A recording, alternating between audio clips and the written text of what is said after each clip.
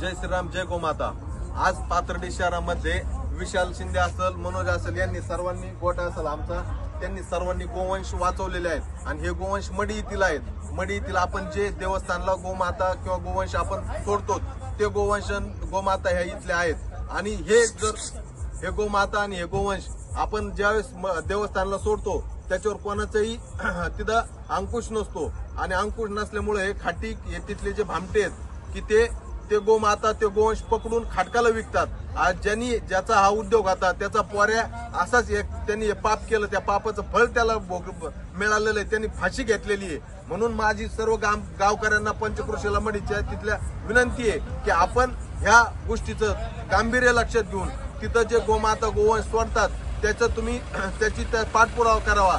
ते कोण भरून नेतंय, त्याचं कोण काय करतंय याची माहिती घ्यावी आणि जे याच्यात दोषी असतील त्याच्यावर कारवाई करावी। तिथून एकाही गोमातेला गोवंशाला तुम्ही तिथून गाडीत भरू देऊ नका। तसं काय असेल तर पाथर्डीतील गोसेवा संघ असेल, गोरक्षण समिती असेल, यांच्याशी संपर्क करा। त्यांना कल्पना द्या की इथून असं गोमातेची तस्करी होती, गोवंशाची तस्करी होती। आज ही तस्करी विशाल असेल, मनोज असेल, गोटा असेल यांच्यामुळे हे 3 नंदी आपले वाचलेले आहेत। असंच जर सर्वांनी जर मनावर घेऊन काम केलं तर इथून पुढच्या काळात नक्कीच गोवंश आणि गोमातेची हत्या होण्यापासून आपण रोखण्यात आपण यश येईल आणि जे आपण तिथं गडावर गोमाता आणि गोवंश सोडतो त्यासाठी सर्वांनी त्याच्यावर लक्ष ठेवावे, कोणालाही ते गाडीत भरू देऊ नये। धन्यवाद। जय श्रीराम।